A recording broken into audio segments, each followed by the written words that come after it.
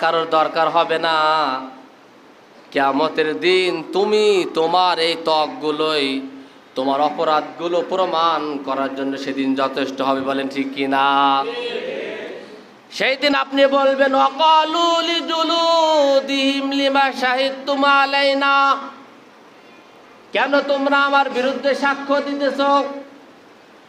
হাতকে আপনি লক্ষ্য করে বলবেন, কিভাবে তুমি আমার বিরুদ্ধে সাক্ষ্য দিতেছ? তুমি তো আমারই হাত ছিলে। ত্বককে লক্ষ্য করে মানুষ বলবে, কিভাবে তুমি আমার বিরুদ্ধে, তুমি আমার অঙ্গ হয়ে আমার বিরুদ্ধেই তুমি সাক্ষ্য দিতেছ। লিমা শাহিদতুম আলাইনা, 24 নম্বর পারার 18 নম্বর পৃষ্ঠার প্রথম লাইন বলতেছি, লিমা শাহিদতুম আলাইনা, কিভাবে সাক্ষ্য দিতেছ, কেনই বা সাক্ষ্য দিতেছ?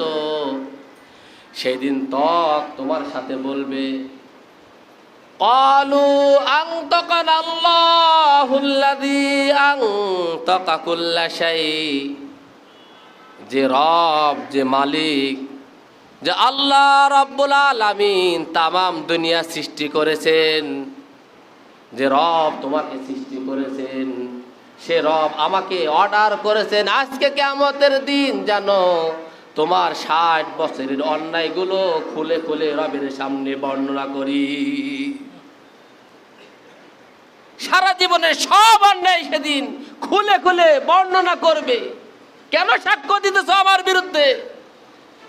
যে আল্লাহ রাব্বুল আলামিন তোমাকে সৃষ্টি করেছেন, সারা পৃথিবীর সকল মাখলুকাত যিনি সৃষ্টি করেছেন, সে রব আমাকে আজকে অর্ডার করেছেন, আদেশ করেছেন আমি যেন বলে দিই, আমি যেন তোমার 60 বছরের হায়াতে যতগুলো অন্যায় তুমি করেছো, আজকের এই হিসাবের দিন তোমার সাক্ষ্য হওয়ার জন্য আর কারোর লাগবে না। বলেন নাউজুবিল্লাহ।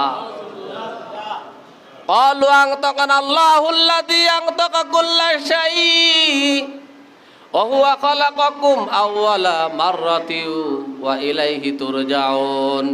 দুনিয়ার জীবনে ওমা কুনতুম, পরে আয়াতে বলতেছেন দুনিয়ার জীবনে তোমরা এজন্যই পাপ করো, তোমরা মনে করো এর অধিকাংশ পাপ হয়তো আল্লাহ রাব্বুল আলামিন জানেন না। বলেন নাউজুবিল্লাহ।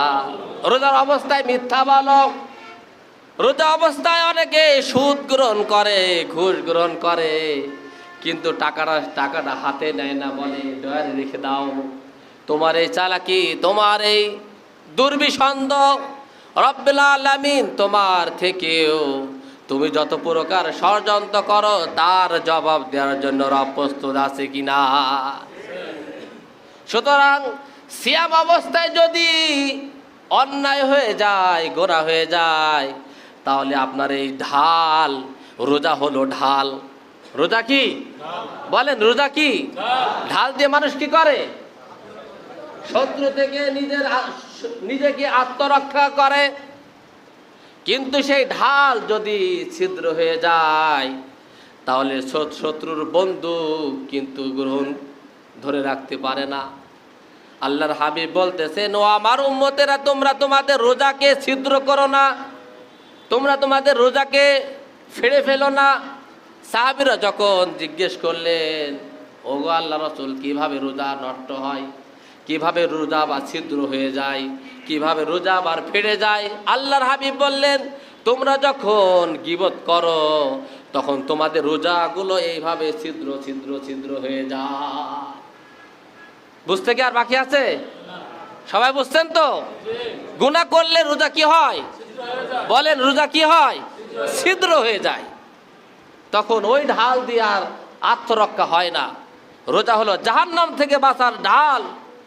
রোজা অবস্থায় মিথ্যা বলা, গুনাহ, কোনো প্রকার গুনার সাথে শামিল হওয়া, রোজা নষ্ট হয়, রোজা ছিদ্র হয়ে যায়, রোজার শক্তি কমে যায়। রব্বুল আলামিন আমাদের সকলকে, আপনাকে, আমাদের সকলকে সকল প্রকার গুনাহ থেকে হেফাজত থাকার তৌফিক দান করেন। বলে আমিন। যে রোজাগুলো হয়ে গেছে রোজাগুলো কবুল করার তৌফিক দান করেন। সামনের যে রোজাগুলো আছে রোজার হক আদায় করে রাখবার তৌফিক সকলকে দান করেন। বলে আমিন।